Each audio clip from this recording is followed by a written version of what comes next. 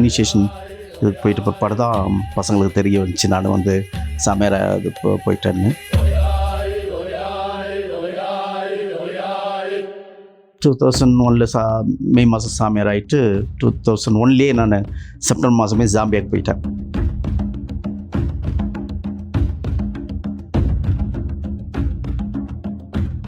ஏன்னா நமக்கு வந்து 34 இப்போ அவுட் ஸ்டேஷனுக்குனால எல்லாரையும் கூப்பிட்டுட்டு வரும்போது அந்த அன்னைக்குன்னு பார்த்தா ஒரு 300-400 பேர் அன்றைக்கி நைட்டு வந்து நமக்கு வந்து நான்சனை கொடுக்க வேண்டியதாக வரும்.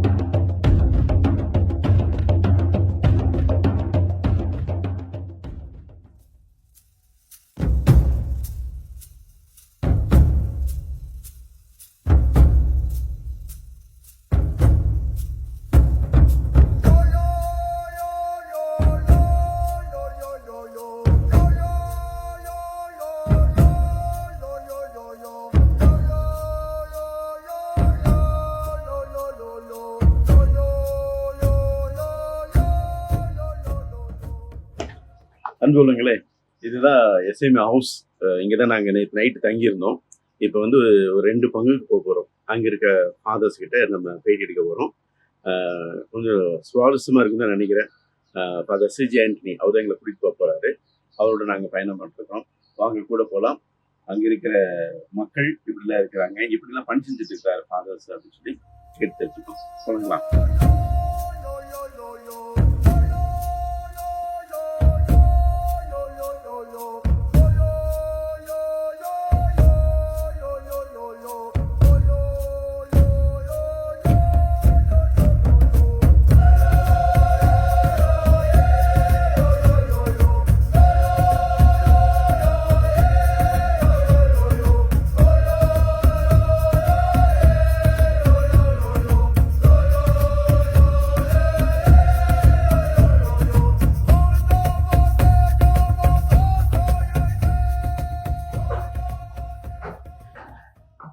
இங்கே நாங்கள் வந்து ஒரு புதிய ஃபாதர் அரைக்கிறார். அவங்க பார்க்க போகிறோம். ஃபாதர்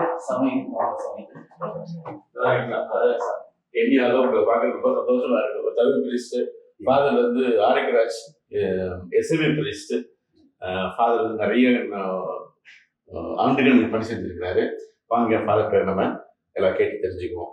அன்பு உள்ளங்களே, மாதா தொலைக்காட்சி நேயர்களே, நற்செய்தி மலர்கள் என்கின்ற இந்த நிகழ்ச்சிக்கு உங்கள் அனைவரையும் அன்போடு வரவேற்கிறோம். உங்கள் அனைவருக்கும் எங்கள் வணக்கங்களும் வாழ்த்துக்களும். கென்யாவில் என்ன லாங்குவேஜ் ஃபாதர்? அந்த ஸ்வாஹிலி. இங்கே கென்யன் லாங்குவேஜ் வந்து ஸ்வாஹிலி. வந்து மக்களை எப்படி வரவேற்பாங்கன்னா கரிபுசானா அப்படி சொல்லி மக்கள் எல்லாத்தையும் வரவேற்கல அந்த நிகழ்ச்சிக்கு. கரிபுசானா அப்படி சொன்னா மக்கள் என்ன சொல்லுவாங்க? அசாந்தே சானா. அசாந்தே சானா அப்படின்னா தேங்க்யூ. இப்போ நான் சொல்கிறேன் ஃபாதர் அசாந்தே சானா. மக்களுடைய ரெப்ரசன்டேட்டிவ் நான் சொல்கிறேன். ரொம்ப சந்தோஷமாக இருக்குது உங்களோட இதுக்கு. எத்தனை வருஷமாக இருக்கிறீங்க ஃபாதர்? ஆப்பிரிக்காலன்னு பார்த்தாலே நான் ஒரு 30 வருஷமாக இருக்கிறேன். 30 வருஷமா? ரொம்ப சந்தோஷம் உங்களுக்கு. அப்போ ரொம்ப ஒரு லாங்கு ஜேர்னி பண்ணியிருக்கீங்க ஆப்பிரிக்காவில் உங்களோட இதுக்கு. உங்கள் நேட்டிவ் வந்து விழுப்புரம் சென்ட் சேவியர் பாரிஷ். உங்கள் பங்கு பற்றி உங்கள் ஃபேமிலி பற்றி சொல்லுங்க கொஞ்சம். எங்கள் குடும்பத்தில் வந்து மொத்தம் நாங்கள் 12 பேர். 12 பேர்? ஓ, ரொம்ப சந்தோஷம். பெரிய ஃபேமிலி.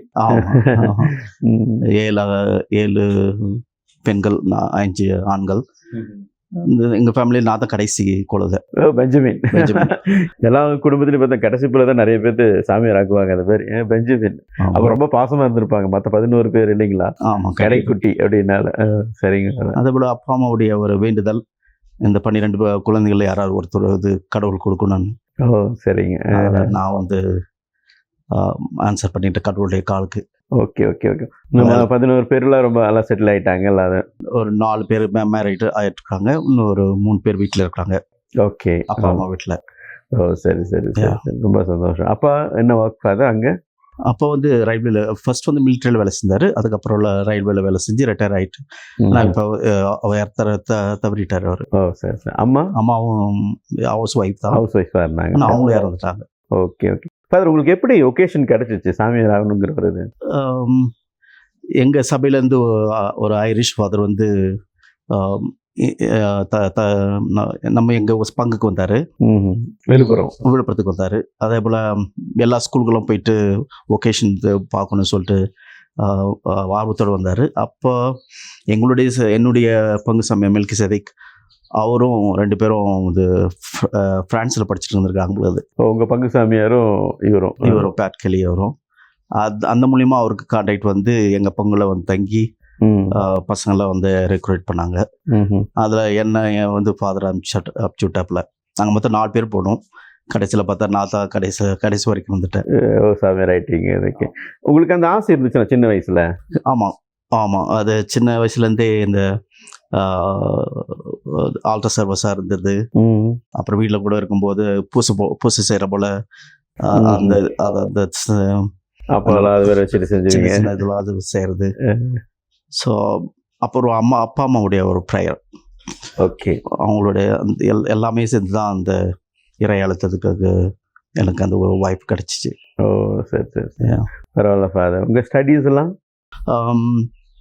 நான் இது 10th வரைக்கும் நீங்கள் உங்கள் இதில் படிச்சிருப்பீங்க? ஆமாம், விழுப்புரத்தில் படிச்சிருக்கேன். அப்போ 11th வரைக்கும் 12th வரைக்கும் நீங்கள் வந்து விழுப்புரத்தில் படிச்சிங்க? ஆமாம்.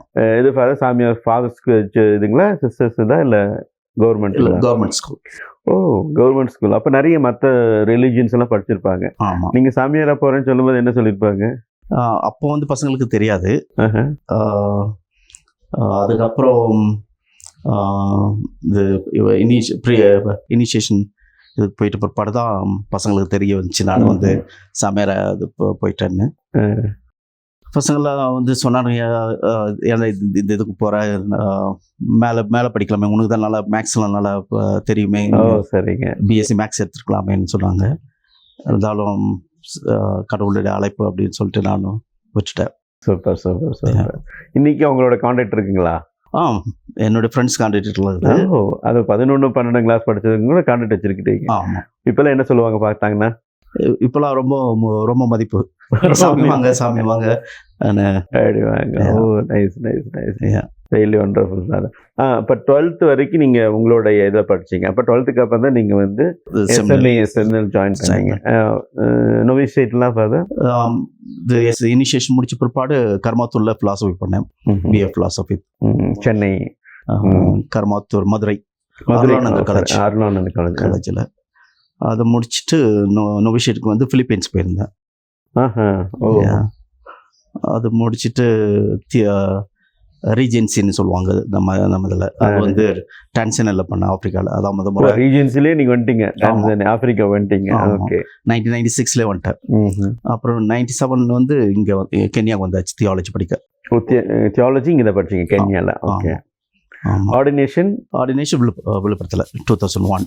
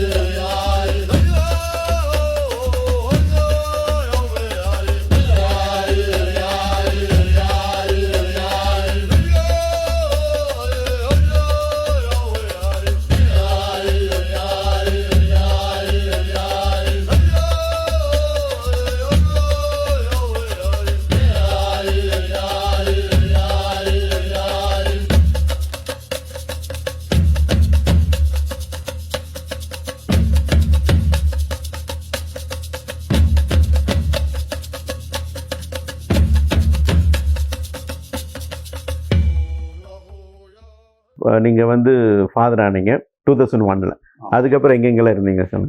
2001 மே மாதம் சாமியார் ஆகிட்டு 2001 நான் செப்டம்பர் மாதமே ஜாம்பியாவுக்கு போயிட்டேன். ஜாம்பியா, அது ஆப்பிரிக்கா. ஃபர்ஸ்ட் மிஷனே வந்து உங்களுக்கு வந்து ஆப்பிரிக்கன் மிஷன் தான்? ஆமாம். அங்கே வந்து ஒரு 2001லேருந்து 2008 வரைக்கும் இருந்தேன். Almost 7 to 8 years. ஓகே. 2 பங்கில் பணிபுரிஞ்சேன். அங்கே மொழி பேசுகிறவங்க வந்து சிபேம்பப் அங்கே கற்றுக்க வேண்டியதாக இருந்துச்சு. புதிய மொழி. அப்போ நீங்கள் வந்து ஸ்டடீஸ் பண்ணும்போது ரீஜென்சி கென்யாவில் பண்ணீங்க இல்லைங்களா? ஆமாம். அப்போ அங்கே வந்து ஒரு மொழி இருந்திருக்கும். ஆமாம், ஸ்வாஹிலி படிச்சிங்க. அதுக்கப்புறம் வந்து டான்சானியாவில் சேம் லாங்குவேஜ், அது ஈஸ்ட் ஆப்ரிக்கன் லாங்குவேஜ். ஓகே. அப்புறம் நீங்கள் ஜாம்பியா போனீங்க. ஜாம்பியாவில் புதிய மொழி. ஆமாம். அப்போ அதுவும் கற்றுக்கிட்டீங்க. ஆமாம். வா. அப்புறம் ஃபாதர் அங்கே இருந்தீங்க ஜாம்பியா, அங்கே 2 பங்கில் இருந்தீங்க. ஆமாம், 2 பங்கில் இருந்து 4 வருஷம் ஒரு பங்கில், இன்னொரு பங்கில் 4 வருஷம். அந்த மொழியில் தான் பூச வைக்கிறது, எல்லா சேக்ரமெண்ட்ஸ் எல்லாம் பண்ணுறது எல்லாமே அது அந்த மொழியில தான். Okay okay. அவங்களுக்கு மொழி கற்றுக்கிறது எப்படி இருந்துச்சு? ஈஸியாக இருந்துச்சுங்களா? ஆமாம், இங்கே ஸ்வாஹிலி படிச்சிருந்ததால் அது வந்து ஒரு பான்டு லாங்குவேஜ் சொல்லுவாங்க. Okay. So it was similar to this, இந்த மொழியோட சிமிலராக இருந்ததால் கொஞ்சம் ஈஸியாக கற்றுக்க முடிஞ்சிச்சு. ஏன்னா 6 மாதம் நான் லாங்குவேஜ் ஸ்கூலுக்கு போயிருந்தேன். Okay okay okay okay sir. அப்போ அங்கே கற்றுக்கிட்டு அப்புறம் அப்படியே அங்கே பணிபுரிய ஆரம்பிச்சிங்க. அங்கே அசிஸ்டன்ட் பாரிஸ் பிரிஸ்ட்டுங்களா? ஆமாம், ஃபர்ஸ்ட் பிகினிங்கில் அசிஸ்டன்ட் இருந்து அதுக்கப்புறம் பாரிஸ் பிரிஸ்ட் ஆனேன். அது செகண்ட் பங்குக்கு போனோன்னு. ஜாம்பியா அது உங்களுக்கு எப்படி இருந்துச்சு அனுபவம்? நல்ல மக்கள், நல்ல கண்ட்ரி, நல்ல கிளைமேட்டு. அதுதான் என்னோடய ஃபஸ்ட்டு மிஷனுக்குனால ரொம்பவும் அன்போடு பாசத்தோடு இது பணிபுரிது. அந்த ஸ்பிரிட் ஃபீல்ட் இதோட முதல் பங்காக இருக்கிறதுனால நல்லா செஞ்சீங்க. எனக்கு அதை வர யூத்ஸ் வர இன்சார்ஜாக கொடுத்துட்டாங்க. அப்படி இருக்கும்போது நான் எப்போதுமே இளைஞர்கள் பக்கத்திலே இருப்பாங்க. So that give me enthusiasm. அவங்களுக்கு பணிபுரியுது, அவங்க கூட அவங்களுக்கு செமினார் நடத்துறது, அவங்கள வழி நடத்துறது, இது எல்லாமே ஒரு ஃபுல்ஃபில்மெண்ட். அங்கே இருக்க லாங்குவேஜ் கற்றுக்கிட்டீங்க. ஸோ அது நீங்கள் உங்களோடது. அங்கே இருக்கிற கிளைமேட்லாம் எப்படி இருக்கு? ஏன்னா டிஃப்ரெண்ட்டாக இருக்கும் உங்களுக்கு கண்டிப்பாக. ஆமாம். இங்கே நீங்கள் வந்து படித்தது வந்து கென்யாவில். ஆமாம். கென்யாவில் இருக்கிற கிளைமேட்டு வந்து கொஞ்சம் வேறு இல்லைங்களா? ஆமாம். ஜாம்பியாலையும் வேறு மாதிரி இருக்கும் கிளைமேட்டு. ஆமாம். எப்படி உங்களுக்கு? ஜாம்பியாவில் வந்து 6 மாதம் மழை, 6 மாதம் வெயில். பட் அது மழை பெஞ்சாலும் நிறையாவும் பெய்யும், அதுபோல் வெயில் அடித்தாலும் ரொம்ப வெயில் அடித்தாலும் அவ்வளோ தெரியாது. ஏன்னா நல்ல கிளைமேட். Okay okay. அங்கே இருக்கிற மக்களுக்கும் இங்கே இருக்க மக்கள் அல்லது இந்தியா நீங்கள் பார்த்த மக்களை பெக்யூலியர் கல்ச்சர் ஜாம்பியா மக்களுக்கு அப்படின்னு சொன்னால் இதுதான் அவங்களோட கல்ச்சர் அப்படின்ட்டு என்ன சொல்லலாம்? கென்யா மக்களுக்கும் அங்கே இருக்கிற மக்களுக்கும் மோரலஸ் சேம் இதுதான். என்ன ஒன்று, அவங்க அந்த மக்களுக்கு இன்னும் கொஞ்சம் இது கிறிஸ்துவத்து மேலே வந்து ரொம்ப ஆர்வம், கிறிஸ்டியானிட்டி மேலே. ஆமாம். இந்த மக்களும் அதே தான், கிறிஸ்துவ மேலே ரொம்ப ஆர்வம். சர்ச்சில் ரொம்ப கமிட்மெண்ட்டாக இருப்பாங்க. எல்லா லிட்ரேச்சர்கள் இதுலேயும் வந்து நல்லா எடுத்து செய்கிறது நல்லா செய்வாங்க.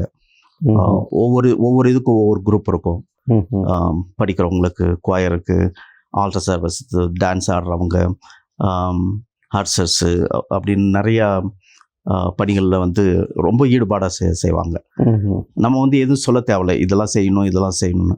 அவங்களே எல்லா காரியங்களும் கோயிலுக்கு வந்து செஞ்சுருவாங்க.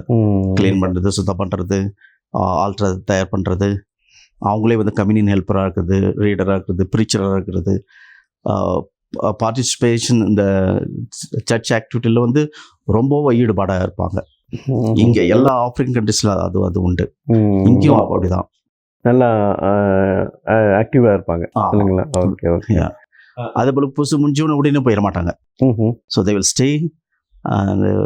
சாமியாரை இது விஷ் பண்ணுறது, மக்களை விஷ் பண்ணிவிட்டு தே வில் ஈட் டுகெதர்.